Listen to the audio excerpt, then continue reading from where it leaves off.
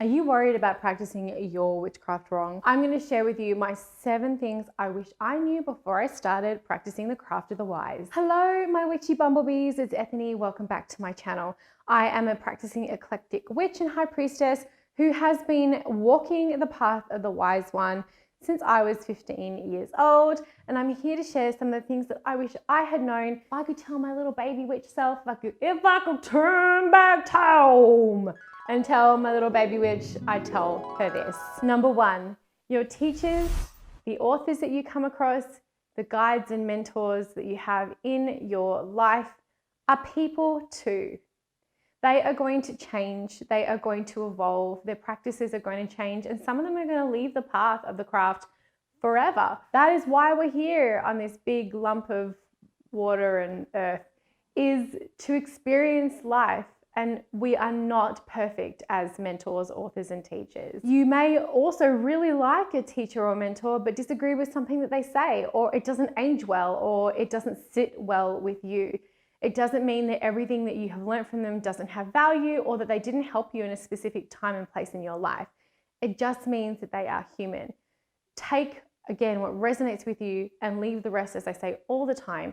And remember, your teachers are human. It's important for you to be okay with them having their own journey, as we are all just doing the very best we can and learning as we go. Number 2, the inner work that you do on yourself is just as important as the outer ritualistic or spellcraft work. You don't need all of the stuff. You don't need all the accoutrements, the tools, the crystals, although we all love our shiny rocks and things like that. You don't need all of that to be a witch. Your shadow work, meditation, self-development, going to a healer, seeing a counselor, or going to therapy, healing your ancestral wounds or your family wounds is just as important as all of the outer work, like your spells and rituals. Make sure you take care of your inner temple, your inner self, your mind and your spirit.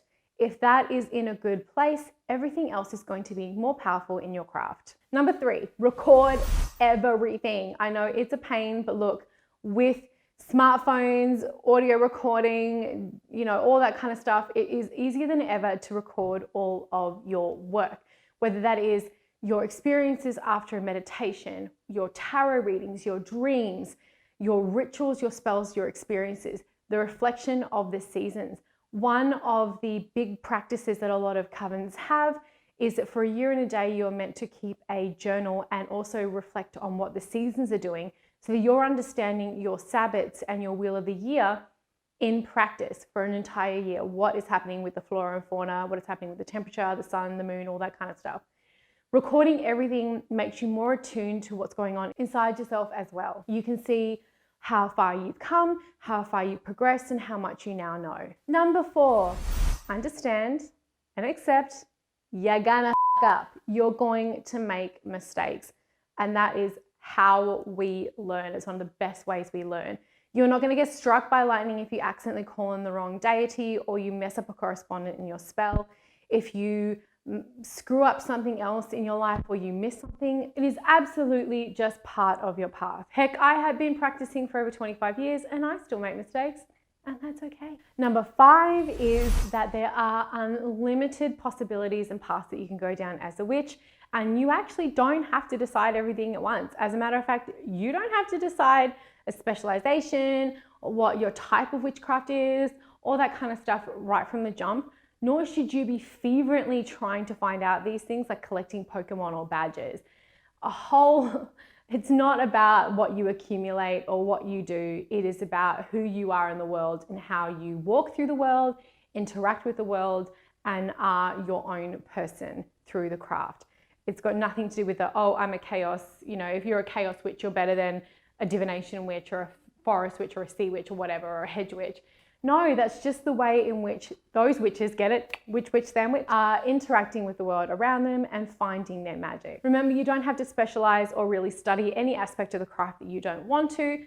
There is a lot of information out there. It's easy to get overwhelmed, but just take it as it comes and enjoy learning things for the first time. I wish I could go back and learn something new about the craft that I didn't know, because that part of my life was so exciting. I was a sponge. So enjoy your journey and your path. Number 6 is you may actually take a break from the craft. It is completely normal for people to come to a path and maybe take a break or even leave it altogether, or to have life just do what life does and be like really annoying, and you can't make your full moons, you can't do a spell every moon cycle.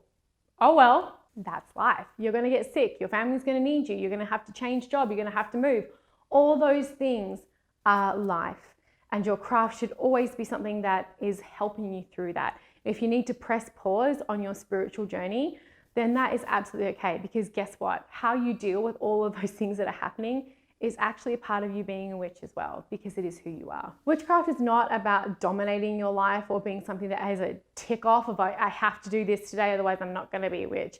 It's meant to complement it always. Challenge you, yes, but complement always. And number 7, you do not have to have all the things and enroll in all the programs and get all the books and all the tools and all the herbs and all the crystals and all the oils and all the tarot cards all at once. First of all, you would bankrupt yourself, and that is just silly beans. And secondly, you don't need it all. Start with one thing. Read up on, there's so much free stuff on the internet. Obviously do your research and make sure you're not just accepting anything as gospel, but just enjoy one thing at a time. Find resources, enroll in one class and finish it. Don't just accumulate stuff and do nothing with it, because even if you have the most witchy looking house and you're not actually doing any of the work, it doesn't really mean you're a witch. I mean, you can call yourself whatever you want, but there is no rush to go and get all the things. You can also find things in thrift shops. You can make them yourself. You can use the dollar stores and stores that are recycling to make things or upscale them in your practice. A lot of stuff as well will be in your kitchen, like candles and spoons and common herbs and spices.